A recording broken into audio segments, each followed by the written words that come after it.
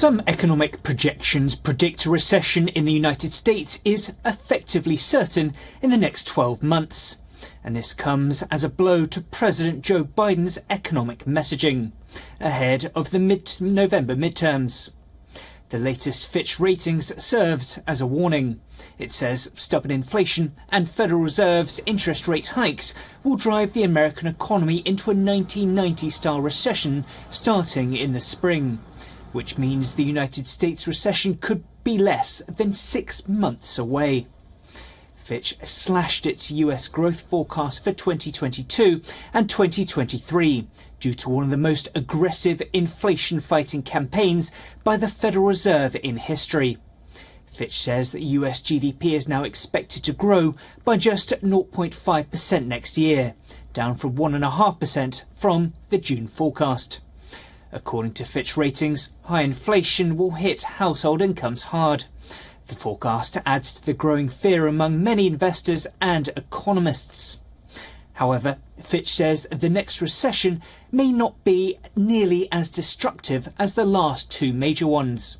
The Great Recession, which began in late 2007, was the worst downturn since the Great Depression.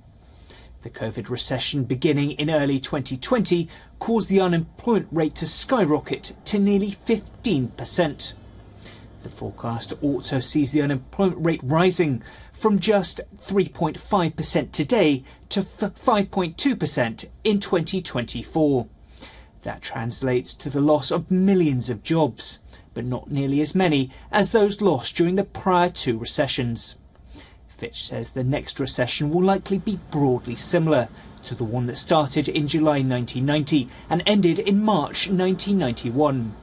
Much like today, the 1990 recession occurred after the Fed scrambled to fight inflation by rapidly raising interest rates. Likewise, that downturn was preceded by a war fueled by oil shock. Back then, it was Iraq's invasion of Kuwait that drove US gasoline and energy prices. Today, it's the Russian invasion of Ukraine that's pushed up energy and food prices. Politically, the 1990 to 1991 recession hurt the political fortune of then American President George H.W. Bush. This time, it's Joe Biden under the spotlight. Now, for more on this, our correspondent Susan Tehrani joins us live from New York. Susan, thank you so much for being with us. So just how damaging is this for democratic messaging ahead of the midterms? Yeah, as you mentioned, extremely damaging and contradictory to President Joe Biden's upbeat messaging, but also for many American voters. The president, notably in recent days after saying that the economy is strong as hell whilst holding an ice cream cone in California, it seems that the Democrats and the president himself seem to be out of touch with the majority of Americans. Remember, when we see reports like this, one after the other, and Bloomberg is pretty reputable, but we have other parameters as well coming out and saying that Americans tend to wonder, then am I doing anything wrong if the president is saying that the economy is doing well? And it sort of brings confidence lower amongst, individuals themselves, giving a bad feelings about themselves and wanting to do more, and then seeing that the more they do, again, they're not really making ends meet and going to the grocery store, and then things aren't adding up as well. So it's also that aspect of it, the psychological aspect of it, where it's almost like gaslighting the American people, not telling them the truth, and then also saying, don't believe your lying eyes. It's interesting that this Bloomberg report that came out, while it says that the 12-month forecast has reached 100%, we're 100% going to be in a recession in the next 12 months. The model also forecasts the likelihood of an 11th-month recession to 73%, which it hadn't done before, and 30% in the next 10 months.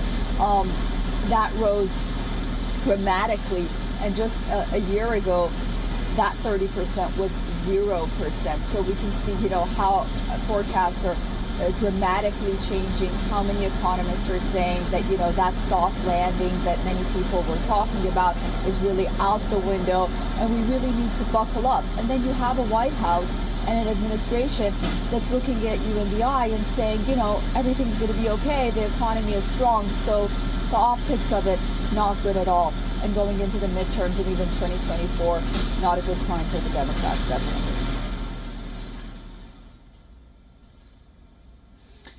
Susan, absolutely. And of course, with the midterms just a few weeks away, this will be absolutely pivotal and fascinating to see how it will play in the minds of voters. Susan, we're going to have to leave it there.